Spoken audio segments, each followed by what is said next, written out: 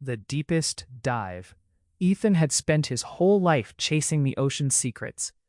As a marine researcher, he had explored coral reefs, underwater caves, even shipwrecks lying hundreds of meters beneath the surface. But nothing compared to the expedition he was on now. The team had discovered something strange in the middle of the Pacific Ocean. A massive hole in the seabed. Not a crater, not a trench, just a perfectly round opening, descending into darkness deeper than any natural formation they had ever seen. Sonar couldn't measure the bottom. The signal simply disappeared. Ethan volunteered to go down first. Inside a reinforced deep-sea diving pod, he slowly descended into the hole while the research ship hovered above. At first, everything looked normal. The ocean floor faded away as the pod sank deeper. The sunlight disappeared, replaced by darkness and the soft glow of the pod's lights.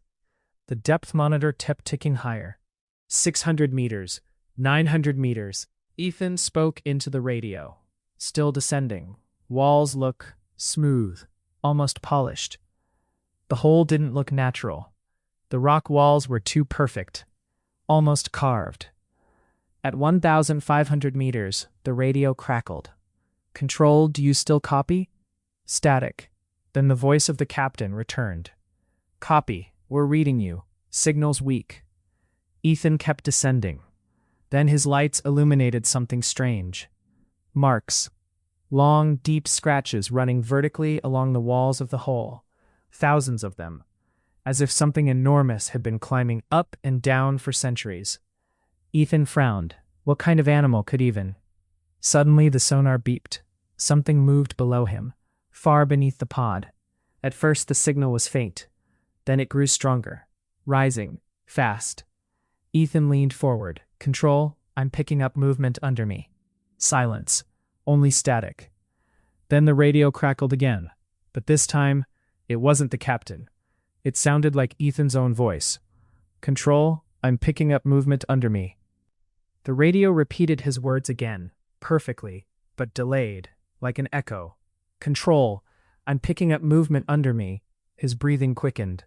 "That's not funny," Ethan muttered, but the echo kept repeating, over and over. Then the sonar alarm screamed. The object below him was getting close, very close. Ethan turned the pod's lights downward. The beam cut through the darkness. For a moment he saw nothing. Then something enormous passed beneath the light. Not a fish, not a whale, a shape far too large to understand, and its skin was covered in the same deep scratches carved into the walls. The sonar screen went blank. The radio suddenly cleared. The captain's voice returned, panicked. "Ethan, we lost your signal for 3 minutes. What's happening down there?" Ethan whispered, staring into the darkness below. "It's something alive," the captain shouted back. "Come up immediately." Ethan reached for the ascent controls, but then he heard it, a sound outside the pod, slow, heavy. Something scraping along the metal hull. Then the radio spoke, again. But no one from the ship was talking.